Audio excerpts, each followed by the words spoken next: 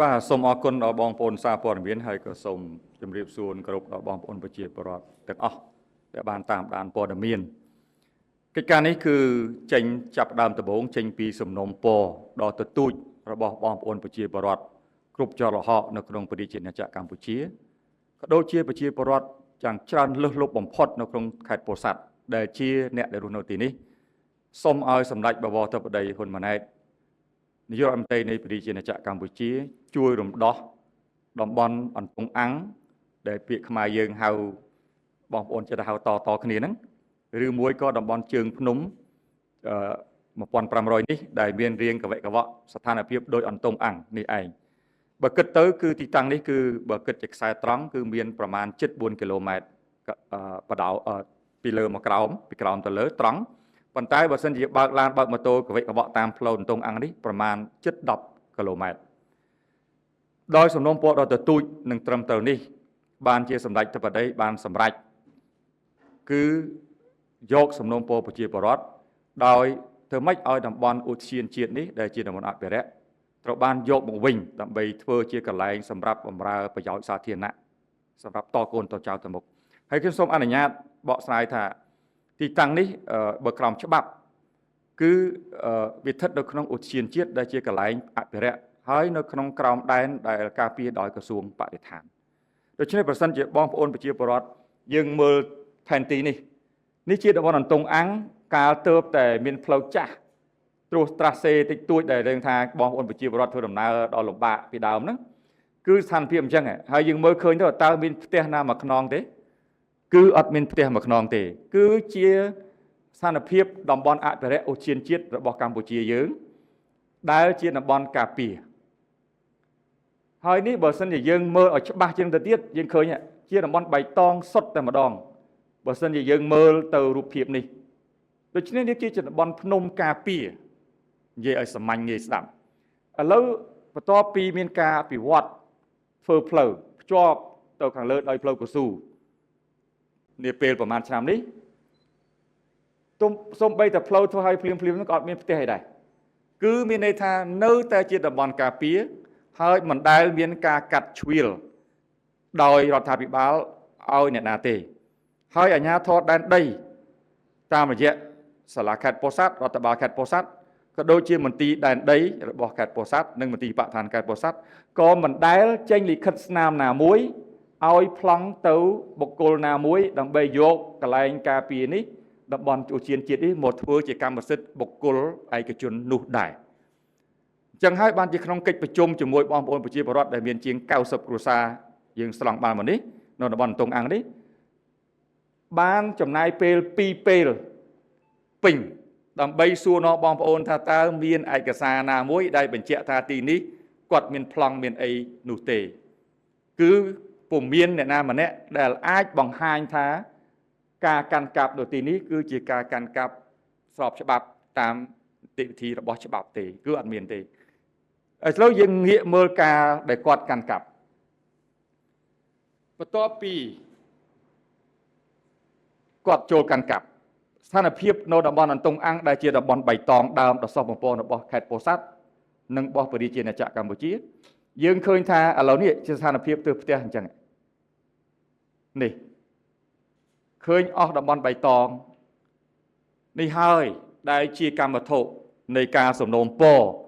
របស់បងប្អូនប្រជាពលរដ្ឋទូទាំងប្រទេសដែលស្រឡាញ់ធម្មជាតិនិងគោរពច្បាប់សូមឲ្យសម្ដេចធិបតីសង្គ្រោះកន្លែងនេះឲ្យទៅជាតំបន់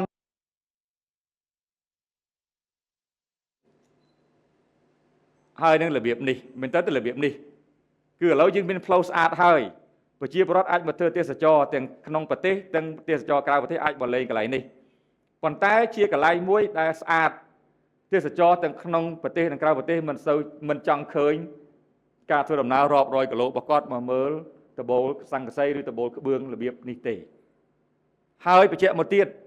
អត់មានបងប្អូនណាមួយដែលកាន់កាប់ទីនេះមានប្លង់ដែលចេញដោយក្រសួងដែនដីមន្ទីរដែនដីឬមួយក៏ការកាត់ជ្រៀលណាមួយពីរដ្ឋាភិបាលតាមរយៈក្រសួងបរិស្ថានមកឲ្យធ្វើជាការកាន់កាប់កម្មសិទ្ធិឯកជនទេដូច្នេះការលើកឡើងថានេះគឺជាការស្របច្បាប់អីហ្នឹងជាមតិរបស់បងប្អូនប្រជាពលរដ្ឋដែលលោកបញ្ចេញ ដែលអ្នកប៉ះពាល់ហ្នឹងប្រមាណអ្នកហ្នឹងគាត់បញ្ចេញមតិប៉ុណ្ណឹងប៉ុន្តែទស្សនវិជ្ជាផ្ដោតបញ្ជាក់ស្ដែងយើងឃើញទាំងអស់គ្នាតើយ៉ាងម៉េចអញ្ចឹងឲ្យបងប្អូនពិចារណាឲ្យអ្នកសារព័ត៌មានពិចារណាខ្លួនឯងតើគាត់និយាយអញ្ចឹងត្រូវឬមិនត្រូវហ្នឹងបញ្ហាទី1ហើយបញ្ហាទី2ទោះបីជាមានស្ថានភាពនឹងក៏ដោយការគ្រប់គ្រងខុសច្បាប់នេះក៏ដោយក៏សម្ដេចបវរធិបតីបានចាត់ក្រុមការងារអន្តរក្រសួងមួយដែលលោកចាត់ការឲ្យខ្ញុំជាអ្នកសម្របសម្រួលជាមួយស្ថាប័នពាក់ព័ន្ធជាមួយនឹងអាជ្ញាធរថ្នាក់ក្រោមជាតិដើម្បីមើលហើយលើកជាសំណើជូនសម្ដេចដើម្បីដោះស្រាយគឺគ្មានវិធានការបន្ទាន់ចំពោះមុខណាមួយទៅដេញបងប្អូននោះទេគ្រាន់តែប្រជុំបានប្រាប់អំពីច្បាប់ទម្លាប់អំពីសំណូមពររបស់ជាតិហើយអំពីផែនការបន្តដែលសូមឲ្យមានការផ្លាស់ទីហើយការផ្លាស់ទីនឹងមានការលើកសំណូមពរអីបងប្អូនអាចលើកសំណូមពរមករដ្ឋាភិបាលបានហើយគ្មានការបង្ខិតបង្ខំឥឡូវមិញទៅជួបបងប្អូនដែលដោយ70% ដែលបានផ្តិតមេដៃដោយសមាជិកយើងឃើញមិញដើម្បីឲ្យបកគលដីនឹងមកឲ្យរដ្ឋវិញហើយសំណូមពររដ្ឋាភិបាលជួយពិនិត្យគោលនយោបាយមួយចំនួនឲ្យបងប្អូនខ្លះដើម្បីបទូបថយនៅការលំបាករបស់បងប្អូនតែប៉ុណ្្នឹងទេតែគ្មានការបង្ខិតបង្ខំណាមួយទេហើយកិច្ចការទាំងអស់នេះយើងខ្ញុំសូមជម្រាបជូនថាវាមានការលើកខ្លះឧទាហរណ៍ដូចជាករណីបងស្រីអង្គសុផានីដែលយើងឃើញគាត់បង្ហោះ Facebook ថាគាត់ជាគ្រួសារកំសត់អត់មានអីសោះអតីតទាហានប្តីស្លាប់នៅមេម៉ាយអត់មានផ្ទះនៅមានតែប៉ុណ្ណឹងមិនថយចេញអីចឹងទៅខ្ញុំសូមជម្រាបជូនថាតាមឯកសាររបស់សាលាខេត្តពោធិ៍សាត់រដ្ឋបាលខេត្តពោធិ៍សាត់គាត់ត្រូវបានរដ្ឋាភិបាលចាត់ទុកថាជាអតីតជាគ្រួសារអតីតយុទ្ធជនហើយបានផ្ដល់ផ្ទះនិងដីឲ្យរួចហើយកាលពីប្តីគាត់នៅរស់នៅក្នុងកងទ័ពហ្នឹងក៏គាត់បានធ្លាប់យកដីរដ្ឋទៅលក់ឲ្យគេម្ដងទៅទៀតទៅហើយដែលការលក់នោះមិនសូវជាត្រូវតាមច្បាប់ទេអាហ្នឹងខ្ញុំនិយាយឲ្យស្រាលទៅចោះព្រោះយើងមានឯកសារទាំងអស់ពីព្រោះការយកដីរបស់អង្គភាពឬមួយយកដីរបស់ឧទ្យានជាតិទៅលក់អាហ្នឹងគឺមិនត្រូវទេអញ្ចឹងការដែលបងស្រីគាត់លើកថាគាត់អត់មានផ្ទះនៅគាត់អត់មានណាជួយទឹកដាក់ឬមួយក៏គាត់កំសត់តស៊ូអត់មានអីទាំងអស់ជាការលើកមិនសូវត្រូវទេដោយសាររដ្ឋាភិបាលបានឲ្យផ្ទះឲ្យដី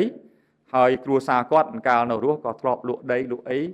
ដែលដីនោះជាដីរបស់រដ្ឋអត់មានប្លង់ទៅឲ្យគេឲ្យឯងម្ដងជាពីរដងហើយយើងឃើញឯកសារនេះចឹងនេះគឺជាបញ្ហាមួយដែលយើងខ្ញុំសូមតែបំភ្លឺទេយើងមិនជាការចោទឆ្លើយទៅបងស្រីទេគ្រាន់តែជាការបំភ្លឺជូនសាធារណមតិដើម្បីស្វែងយល់ដូច្នេះជាសរុបមកវិញយើងស្ដាប់មើល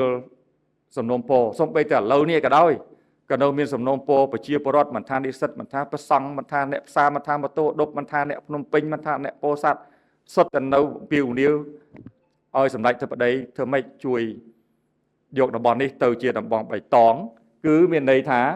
ឲ្យទៅជាតំបន់បៃតងអញ្ចឹងវិញដោយសារវាជាតំបន់ឧទ្យានជាតិអត់មានអ្នកណាមួយត្រូវយកមកចែកជាកម្មសិទ្ធិឯកជនមួយនោះទេដូច្នេះសំណុំពរនេះយើងខ្ញុំនឹងខិតខំអនុវត្តដើម្បីឲ្យឆ្លើយតបទៅនឹងមតិភាគច្រើនរបស់ប្រជាជនដែលចង់ឃើញតំបន់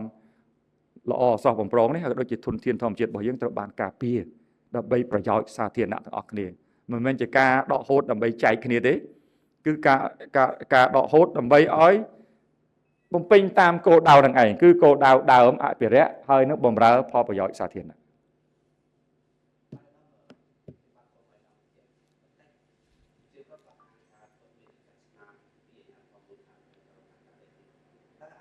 អត់មានលិខិតស្នាមណាព្រោះថ្ងៃមុនទៅជ័យគ្នាពីល្ងាចឯងមានលិខិតស្នាមណាដែលបញ្ជាក់ថាគាត់មានអីគាត់អត់ស្ងាត់ជ្រាបហ្នឹងលិខិតស្នាមដែលគាត់បានបង្ហាញខ្លះហ្នឹងវាមានឃើញថាគាត់លក់ពីកទៅខហើយលក់ពីកទៅខហ្នឹងមិនមែនការបញ្ជាក់ភាពសោះច្បាប់អីទេគាត់តែគាត់លក់ពីមួយទៅមួយអញ្ចឹងហ្នឹងអញ្ចឹងឧទាហរណ៍ថាប្រសិនបើអាហ្នឹងគាត់លើកជាសំណុំគាត់លើកជាបញ្ហាឲ្យបងប្អូនពិចារណាទេឧទាហរណ៍ថាយើងទៅទិញរបស់ដែលមួយដែលវាមិនត្រូវច្បាប់ហើយសួរថាអ្នកទិញបន្តហ្នឹងត្រូវច្បាប់ទេប្រហែលជាមិនត្រូវច្បាប់ទេដូច្នេះដែលហៅថាស្របច្បាប់លុះត្រាតែមានការបញ្ជាក់កម្មសិទ្ធិដើមស្របច្បាប់ហើយកម្មសិទ្ធិដើមចេញមកពីណាចេញមកពីសូរ្យដីចេញមកពីអីអញ្ចឹងវាអត់មានឯកសារវាអត់មានអញ្ចឹងការទិញតគ្នាមិនត្រូវច្បាប់យើងខ្ញុំទុកឲ្យហ្នឹងឲ្យក គាត់ពិចារណាបាទ